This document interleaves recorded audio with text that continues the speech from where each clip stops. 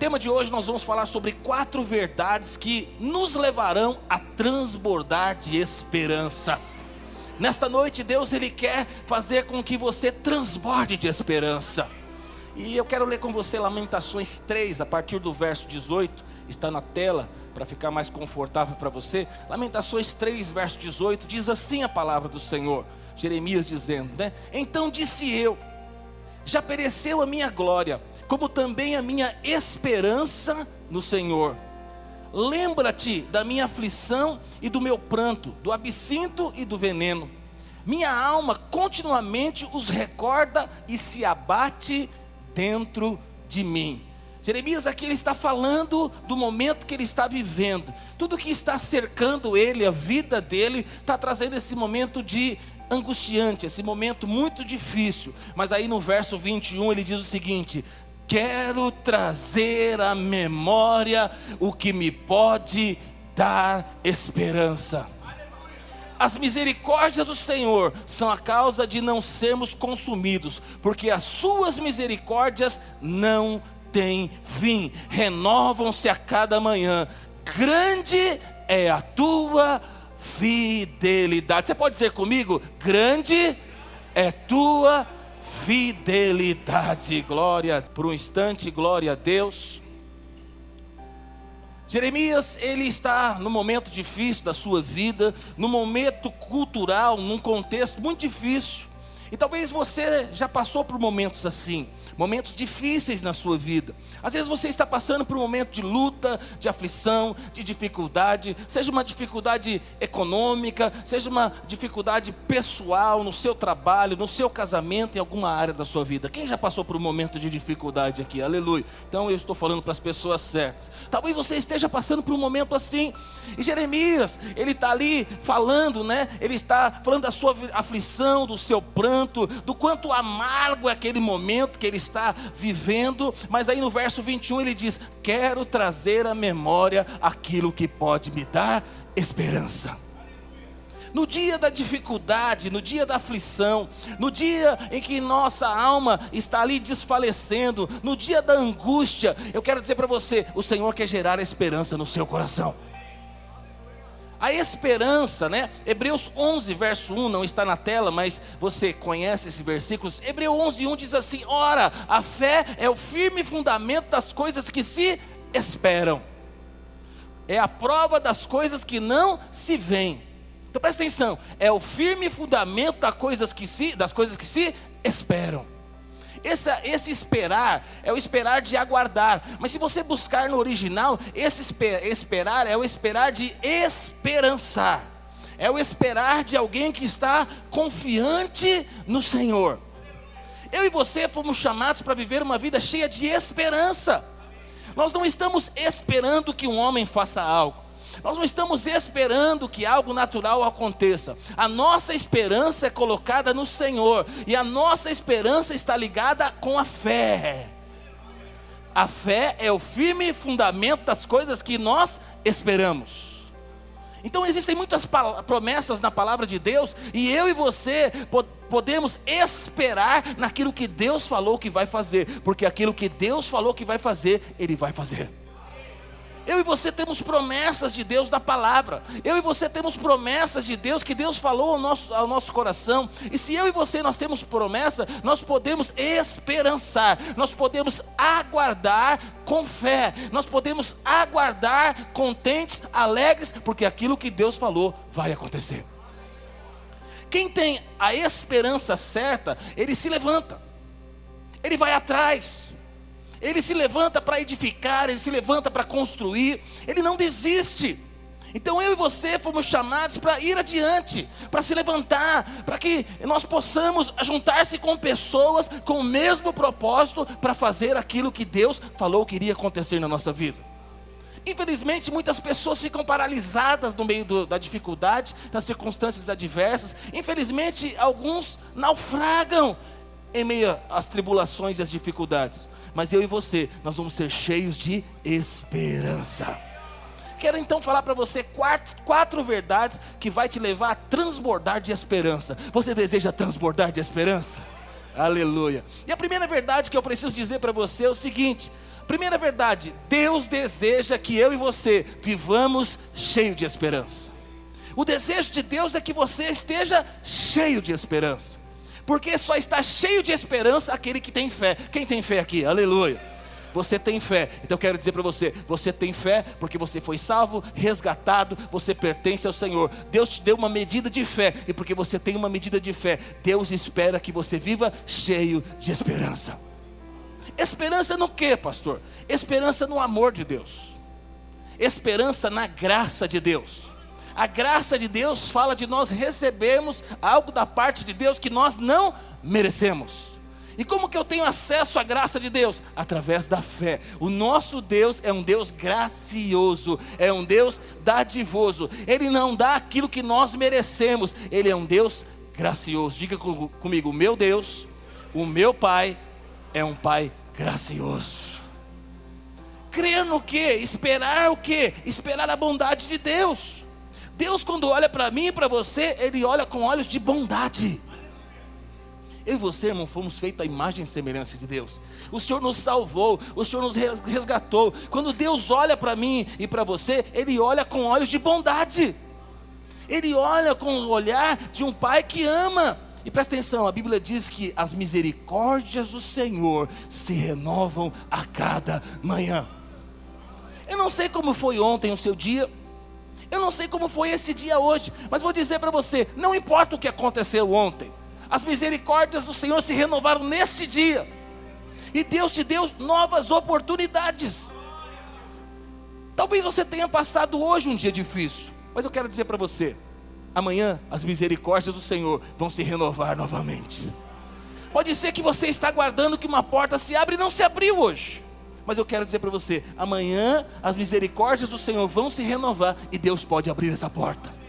Talvez você está aguardando um recurso que não chegou, uma cura que ainda não aconteceu, uma resposta que ainda não veio, um processo na justiça que ainda não andou, mas presta atenção, as misericórdias do Senhor se renovam a cada manhã, e o seu Deus, que é um Deus bondoso, dadivoso, que te ama, Ele quer que você esteja cheio de esperança, porque amanhã vai ser um novo dia, e nesse novo dia, Deus pode te dar uma nova história. Deus pode abrir para você uma nova porta. Se você precisa de uma porta aberta, Deus pode abrir essa porta. Ele é aquele que possui a chave de Davi. A porta que Ele abre, ninguém pode fechar. E a porta que Ele fecha, ninguém pode abrir. E presta atenção, a Bíblia diz, Ele tem colocado uma porta diante de você. Amanhã, as misericórdias vão se renovar sobre a sua vida. Você crê, meu irmão? Glória a Deus. É nisso que eu penso. Eu não penso em desistir. Eu não penso em parar, eu não penso em jogar a toalha, eu não penso em retroceder, eu não penso em fugir da realidade da vida, eu não penso em fugir do combate, eu não penso, por quê? Porque eu confio na bondade de Deus, porque eu sei que Deus espera que eu esteja cheio de esperança. Deus, Ele quer, Ele deseja que todos os dias a minha esperança esteja renovada nele, e eu estou cheio de esperança. E eu vim aqui para dizer para você, Deus está renovando a sua esperança. Deus espera então que você tenha muita esperança. Deus não deseja que você venha desapontá-lo. Sabe por quê? Quando você não está cheio de esperança, você desaponta a Deus. Você já desapontou a sua esposa? Seu marido? Você já desapontou os seus filhos? A sua esposa, já, para ficar melhor, né? A sua esposa já desapontou você alguma vez? Os seus filhos já te desapontaram? Você aguardava algo, você esperava algo, você tinha uma expectativa, mas foi frustrada as suas expectativas. Quem já teve as suas expectativas frustradas? Quando a gente se desaponta com alguém, é algo terrível. Mas presta atenção, quando você perde a sua esperança, você desaponta a Deus. Eu não quero desapontar a Deus. Hebreus 6, verso 4 diz assim: ora, para aqueles que uma vez foram iluminados, provaram do dom celestial, tornaram-se participantes do Espírito Santo, não também experimentaram a bondade da palavra de Deus e dos poderes da era que há por vir, mas caíram. É impossível que sejam reconduzidos ao arrependimento, pois para si mesmos estão crucificando de novo o Filho de Deus, sujeitando a desonra pública. Em outras traduções diz que sujeitando a vitupério, que é desonrar a Cristo. Existem momentos, irmão, que a Bíblia deixa claro que nós desonramos a Cristo. A Bíblia diz o seguinte, que nós somos iluminados, nós provamos do dom celestial e nós somos participantes do Espírito Santo. Irmão, você não é qualquer pessoa não. Você não experimentou qualquer coisa. Deus, Ele fez algo maravilhoso na sua vida. A Bíblia diz que nós experimentamos da bondade da palavra de Deus e dos poderes da era que há de vir. O mesmo poder que ressuscitou Cristo dentre os mortos está dentro de você.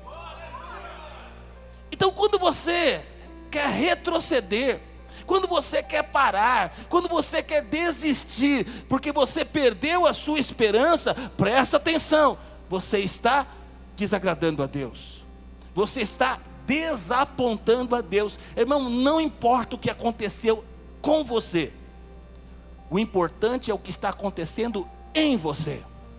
Você não tem o controle do que as pessoas vão fazer. As pessoas podem te deixar, as pessoas podem te abandonar, as pessoas podem puxar o seu tapete, as pessoas podem fazer coisas terríveis com você e comigo, mas não importa o que elas farão comigo, o mais importante é o que eu farei diante dessas circunstâncias, porque a minha vida e a sua vida está nas mãos de Deus. Ninguém pode, irmão, fazer algo comigo para destruir a minha vida. Ninguém pode fazer algo para roubar a minha esperança. A minha esperança só vai ser roubada se eu deixar alguém roubar. Mas eu não vou deixar ninguém roubar a minha esperança, a minha fé, porque Deus está no controle da minha vida.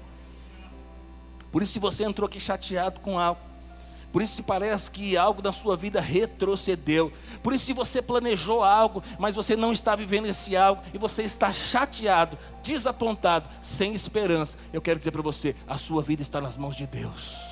Saia dessa situação de vítima, saia desse lugar que você entrou, que é um lugar de desapontamento, de desesperança. Saia desse lugar e venha para um lugar de fé e de esperança, porque é esse lugar que Deus tem para você. A partir de hoje você vai ver todos os dias cheio de fé e cheio de esperança. Como filhos de Deus, criados à imagem de Cristo, nós temos capacidades imensas. Nós temos um potencial imenso dentro de nós. Nós temos qualidades maravilhosas, dons maravilhosos que Deus colocou em mim e em você. O que nós vamos fazer, irmão, com tudo isso que Deus nos deu? Nós vamos servir ao Senhor de todo o nosso coração. Se nós estivermos cheios de esperança, nós vamos desfrutar de muitas coisas em Deus. Você conhece alguém que desistiu? Que parou? Que retrocedeu? Que azedou? Que virou vítima do que fizeram algo com ela? Essa pessoa se tornou vítima daquilo que fizeram com ela? Como estão essas pessoas? Então eu quero dizer para você, não vá para esse lugar. Não fique desta forma. Deus, Ele tem uma expectativa em você. Deus, Ele te salvou, Ele te regenerou, Ele colocou o Espírito Santo dentro de você, e Deus tem uma expectativa com você. Você pode dizer isso para o seu irmão? Deus tem uma expectativa com você. Deus espera algo de você. Como assim, pastor? Quando eu olho em Isaías 4, verso 5, eu vejo que Deus tinha uma expectativa com o povo de Israel, e o povo de Israel desapontou a Deus. Diz assim: que mais se podia fazer ainda a minha vinha, que eu tenho, que não lhe tenha feito? E como esperando eu que desse uvas boas, veio a produzir uvas bravas. Resumindo, o Senhor está falando ao povo de Israel, né? Ele comparando a vinha, ele chamando o povo de Israel como se fosse uma vinha, né? Ali, a árvore que dá uva. E ele falou: eu plantei a semente, eu tratei do solo, eu cuidei do solo, eu pus ali o adubo, eu joguei a água, eu fiz tudo para que aquela vinha pudesse produzir bons frutos, mas a vinha produziu frutos amargos.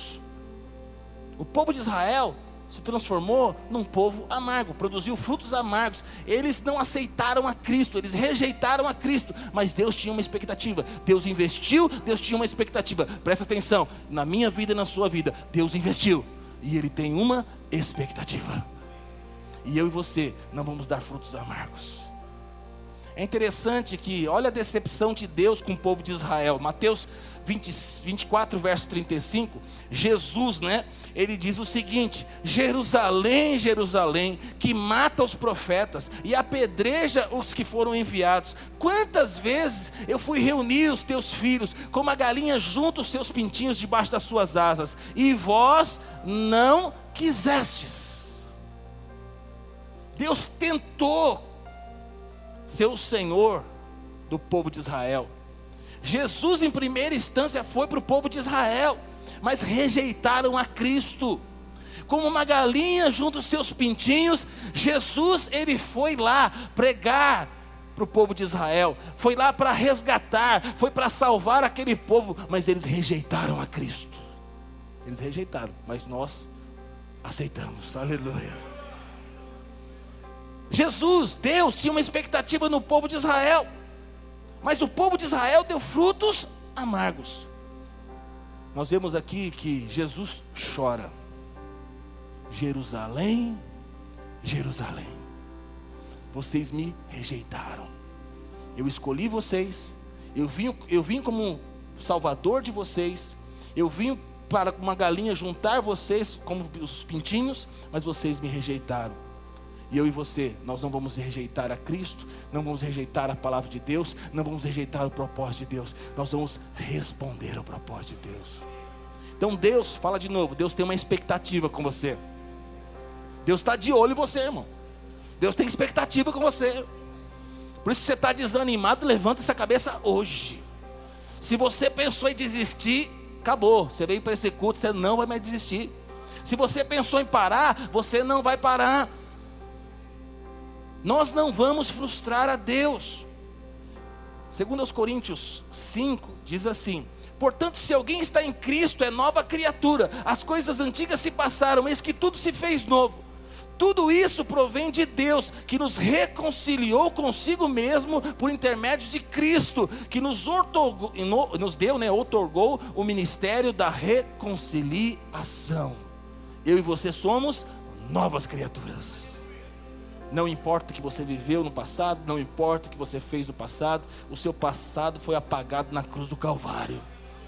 E agora que nós estamos reconciliados através de Cristo, nós recebemos um ministério. Eu coloquei esse versículo aqui porque foi o que mais ardeu na mensagem de domingo no meu coração. Eu recebi um ministério, é o ministério da reconciliação. Deus vai me usar para ganhar muitas vidas para Ele. Não, porque crente desanimado é terrível. Crente desanimado fica de boca fechada. Crente desanimado expõe Jesus à vergonha, a vitupério. O não ímpio olha para o crente desanimado e fala: vixe aí, é crente, foi para a igreja domingo, segunda-feira, está com essa cara aí, ó. Está lá trabalhando, batendo na mesa, batendo na gaveta, brigando com o chefe. Olha lá, é crente. Então eu e você que somos regenerados, nós vamos ser cheios de esperança, cheios de alegria, cheios de fé. E nós recebemos o ministério da reconciliação. Nós vamos levar muitas vidas para Cristo. Irmão, só bicho que não tem esperança. Bicho não tem esperança, fauna, flora não tem esperança, mas seres humanos foram dotados por Deus de esperança. Só que nós que somos regenerados, não é a esperança que espera, é a esperança de esperançar, de aguardar confiante no Senhor, porque as suas promessas vão se cumprir na nossa vida. Deus colocou um Espírito em nós. Eu e você temos o Espírito Santo de Deus dentro de nós, e nós estamos capacitados, nós estamos prontos, nós temos um ministério, nós temos um chamado, nós temos um propósito. Então você, pai, você vai ser um pai diferente, porque você tem o Espírito Santo de Deus. Mulher, você vai ser uma mulher, uma esposa diferente, uma dona de casa diferente, uma empresária diferente. Você vai ser um cidadão diferente, uma cidadã diferente, porque você tem o Espírito Santo de Deus. Você está capacitado por Ele. Então eu e você, nós vamos dar muito fruto. Não só ganhar vidas, em todas as áreas da nossa vida. Por quê? Porque o Senhor está comigo e está com você. Eu não vou desapontar a Deus, eu vou agradar a Deus. Em segundo lugar, segunda verdade, existe uma grande nuvem de testemunhas que torce por mim e por você. Primeiro, eu e você não vamos desapontar a Deus. Em primeiro lugar, Deus, Ele espera que nós estejamos cheios de esperança. Segundo lugar, existe uma nuvem de testemunhas que torce por nós. Hebreus 12, verso 1 diz assim: portanto, também nós, visto que temos de rodear-nos tão grande nuvem de testemunhas, desembaraçando-nos de todo o peso e do pecado que tenazmente nos assedia, corramos com perseverança a carreira que nos está proposta. Quem são essa nuvem de testemunha? Quem são?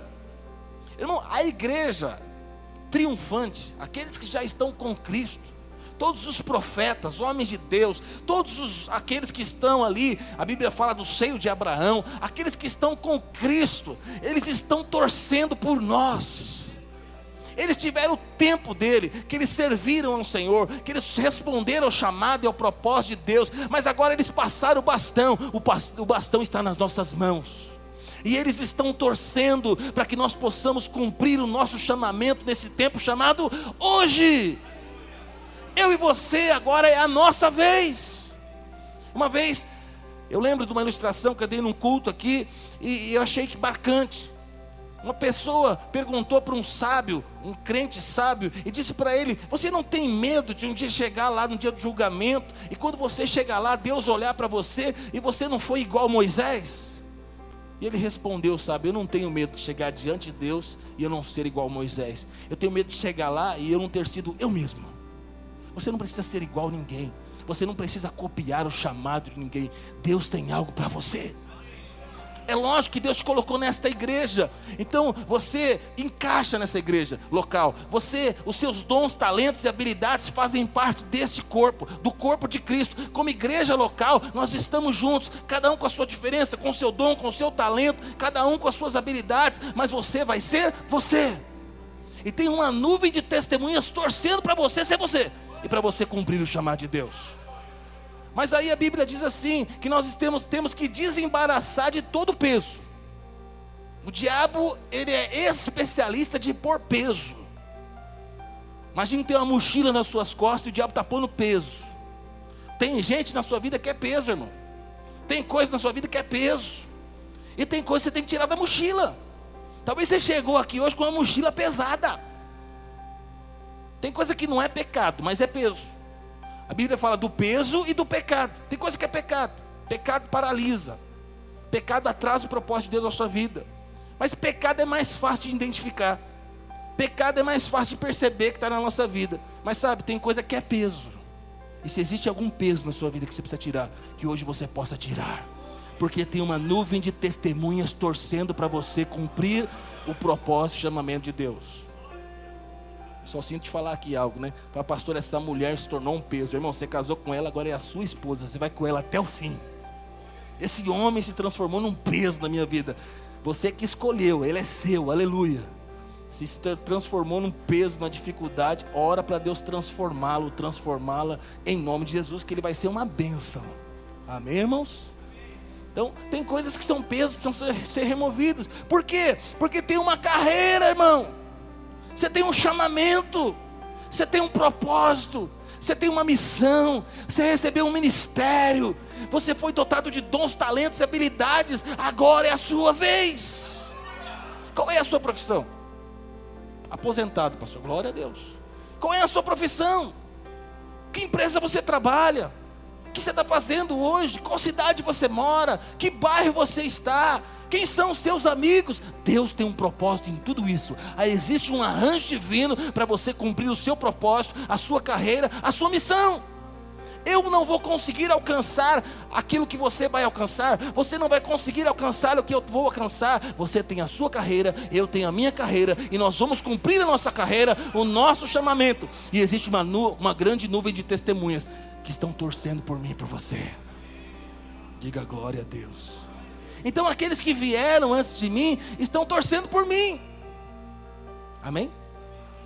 Mas de uma forma mais natural também eu posso dizer para você: meus pais estão torcendo por mim. Meus avós já morreram, mas eles torciam por mim também. E assim é para você também. Então os nossos, pais, avós, eles passaram tantas lutas, tantas dificuldades.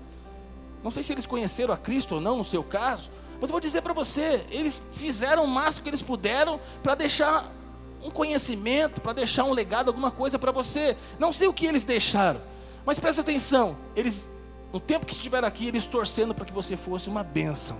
E eu quero dizer para você, você também não vai decepcionar essas pessoas. Quando eu olho para minha esposa, quando eu olho para o meu filho, quando eu olho para aqueles que estão comigo hoje, sabe, eles torcem por mim também. Quando eu olho para aqueles que Deus tem me dado, me abençoado para caminhar junto comigo, eles torcem para mim também. E não é que você não é diferente, existem muitas pessoas torcendo por você. Quando eu olho para Daniel na cova dos leões, o que ele passou, o que ele sofreu, Deus livrou ele da cova dos leões. Hoje Daniel olha para nós e fala, continua, persiste. Deus vai fechar a boca desse leão, quer te comer aí. Quando eu olho para Moisés, a perseverança, a paciência, o tempo que ele teve que caminhar, sabe, com aquele povo difícil. Aí ele fala para mim, continua. Você não sabe o que é ficar 40 anos com um povo difícil. Você só está pouco menos tempo. E não é tão difícil assim não. Você trabalha no ar-condicionado. E eu trabalhava no deserto. Eu falo, Moisés, vou aguentar mais um pouquinho. Aleluia. Então fala para o irmão que está do seu lado, não para. Não desiste. Porque tem uma nuvem de testemunhas torcendo por você. Irmão, para de mimimi. Quando nós olhamos para aqueles que vieram antes de nós, quando nós olhamos para os personagens bíblicos, o que eles viveram, quando nós olhamos para os missionários que foram embora da sua nação, do seu país, para o evangelho chegar no Brasil, irmão, aqueles que deixaram o seu país de navio e que entraram dentro do navio e sabiam que nunca mais ia voltar e vieram aqui para pegar doenças, e muitos deles não pregaram para ninguém e simplesmente morreram sem pregar para ninguém. Outros conseguiram pregar para alguns índios, para alguns, e o evangelho chegou até mim, até você, porque muitos continuaram, porque eles sabiam que tinha uma nuvem de testemunha torcendo por eles, e ele sabia, vai valer a pena. E eu quero dizer para você, vai valer a pena.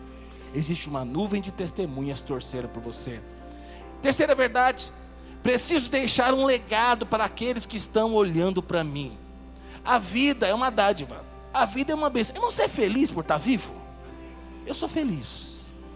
Quando eu vejo alguém, às vezes a gente escuta, né, no noticiário, que alguém tirou a sua vida. Eu falei, eu nunca pensei em tirar a minha vida. Já pensei em tirar de algumas pessoas, a minha não. Então, porque a vida é boa demais. Você fala pastor, eu falo irmão. Você nunca pensou em tirar a vida de alguém, não? Não é sempre, mas já aconteceu. Mas quando eu vejo alguém tirando a sua própria vida, que dor é essa? Que desespero é esse? Que doença é essa? Que ataque do inferno é esse? Porque a vida é uma dádiva. A vida é uma bênção. A vida com Cristo é maravilhosa. Não estou falando para você que vai dar tudo certo, não, que você vai ser milionário, que você vai ter o carro que você quer, que você vai casar com a mulher que você quer. Não estou dizendo isso para você, não. A vida com Jesus é muito boa, independente dessas coisas. A vida não é casamento, a vida não é dinheiro, a vida com Cristo é uma vida maravilhosa. Se viver com Cristo é maravilhoso e tiver dinheiro é melhor ainda, mas se não tiver, irmão, vamos servir a Jesus da mesma forma e vamos ser felizes da mesma forma, porque a nossa alegria não está no dinheiro, a nossa alegria não está no carro, a nossa alegria, o nosso propósito não está em ter uma casa própria. A nossa vida está, o nosso propósito chamado alegria está em servir ao Senhor, é ter a paz que excede a todo entendimento. A riqueza que nós queremos ter e aguardamos não é nessa terra, está do outro lado do céu. Se puder ter aqui também, irmão, amém, vamos ter, vamos prosperar, vamos ser abençoados. Se você é solteiro, se der para casar, glória a Deus, você vai desfrutar de um casamento maravilhoso. Quem é casado é maravilhoso ou não é ser casado? Aí, vai casar, vai ser maravilhoso, vai ser bom, você vai crescer bastante depois que você casar, vai ser uma benção. É bom, de verdade. Mas presta atenção, talvez alguns não vão casar, mas vai ter um dia que você vai casar com Jesus. A festa das bodas do Cordeiro. Lá no céu não vai ter casamento, aqui tem. Então, se você puder casar aqui, casa que é bom, aleluia. Então, quando eu olho, sabe, para muitos irmãos que foram decapitados, mortos, no mundo islâmico, porque simplesmente confessaram a sua fé em Cristo. Quando eu olho para os índices, né, mais de 100 mil crentes morrem todo ano martirizados. 100 mil hoje. 100 mil todo ano, isso é atual. É muita gente morrendo por causa de Jesus. Eu olho para mim e falo, uau, a minha vida é uma bênção, a minha vida é uma dádiva. Eu vou deixar um legado. Quando eu olho para o meu filho, quando eu olho para essa igreja, quando eu olho para minha esposa, quando eu olho para vocês, eu tenho uma certeza, eu preciso deixar a minha marca, eu preciso deixar um legado, eu preciso entregar o bastão. As pessoas precisam olhar para mim e ver um homem de Deus. As pessoas precisam olhar para você e ver alguém que cumpriu o seu chamado, cumpriu o seu propósito, combateu o bom combate da fé. Diga amém.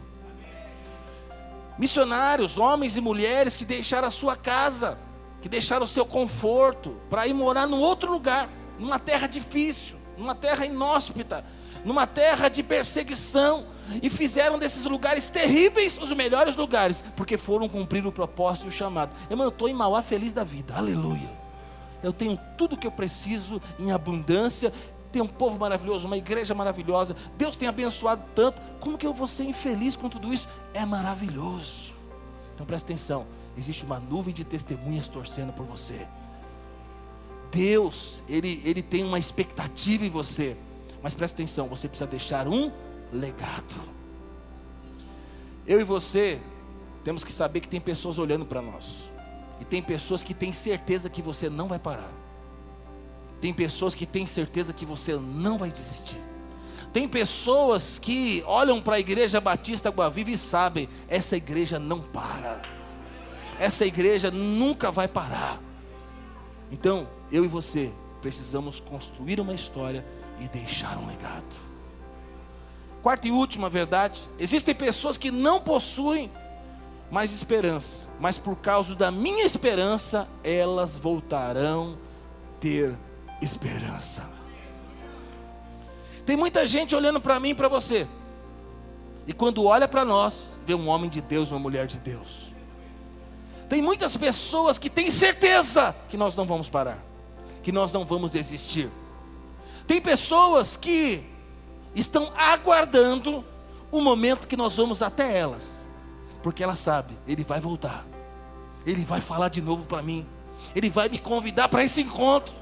Em algum momento eu vou voltar para a Igreja Batista Água Viva, para a célula dele, eu vou voltar a servir. Tem pessoas que estão te olhando de longe nas redes sociais. Tem pessoa que está te olhando de longe, ali pela fresta da janela, quando você passa para vir para o prédio da igreja, quando você passa para vir com a célula, quando você passa com a sua família, eles estão olhando lá, ele está lá, ele está casado, os filhos dele estão crescendo, a vida dele está boa, ele está servindo a Jesus, ele está lá com a Bíblia, ele está lá, as pessoas estão olhando para você, e eles têm certeza que você não vai parar, que você não vai desistir.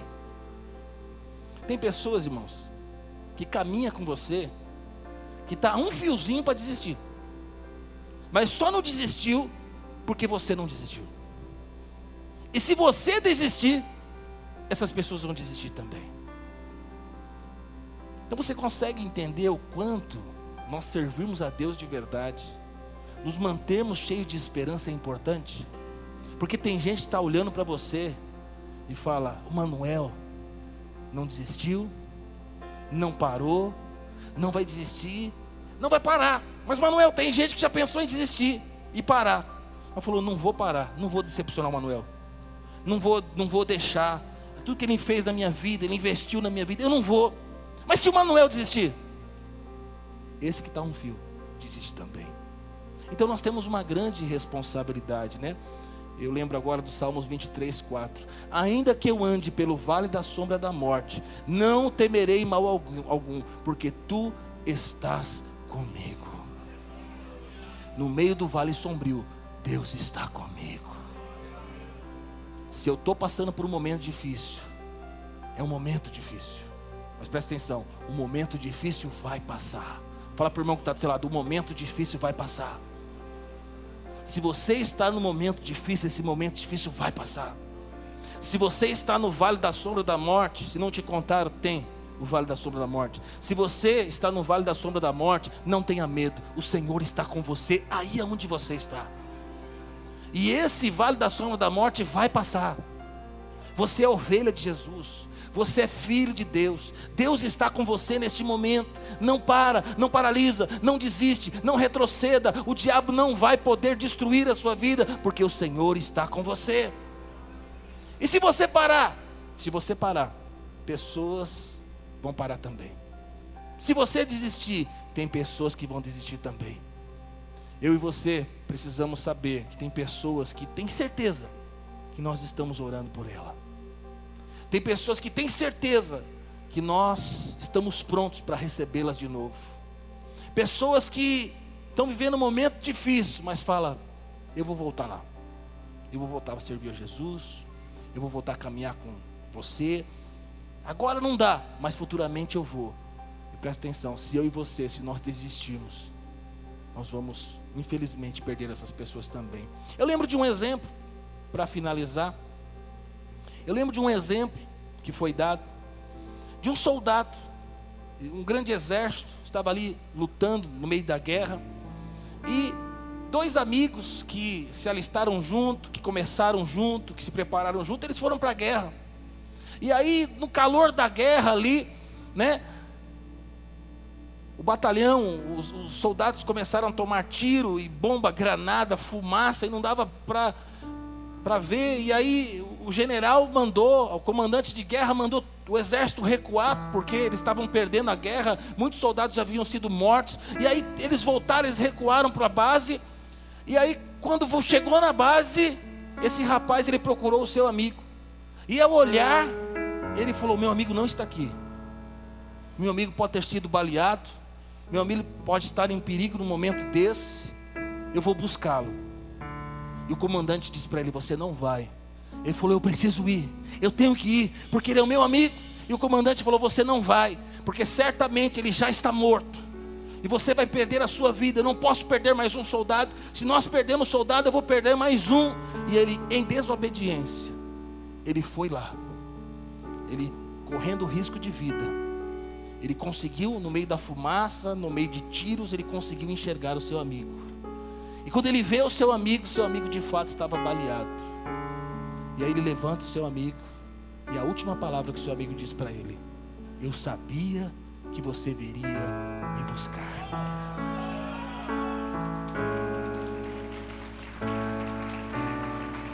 E aí, irmão, ele pegou o seu amigo, colocou nas costas e levou lá para a base. E o seu comandante falou: eu falei para você, você vai ser disciplinado, porque você correu risco de vida por alguém que já estava morto. Ele falou: não, ele não estava morto. Ele olhou nos meus olhos e ele disse: eu sabia que você viria me buscar. E ele disse: valeu a pena arriscar a minha vida pela vida do meu amigo. Eu quero dizer para você, irmãos, tem pessoas nesse exato momento que no campo de guerra foram perdidas. Pessoas que no campo de guerra perderam a sua esperança. E essas pessoas, elas têm certeza que nós vamos estar cheios de esperança, e nós vamos buscar essas pessoas. Eu quero dizer para você, nesses dias, foi a palavra que Deus colocou forte no meu coração. Deus está enchendo o nosso coração de esperança, porque existem muitas pessoas que serão alcançadas através das nossas vidas. Pessoas que ficaram pelo caminho, pessoas que abandonaram a igreja local, pessoas que nos traíram às vezes, pessoas que falaram mal de nós. Mas presta atenção, existem pessoas que estão aguardando o dia que nós vamos mandar o WhatsApp, que nós vamos ligar, que nós vamos buscar essas pessoas. E eu e você, nós vamos ouvir essas pessoas: eu sabia que você viria me buscar.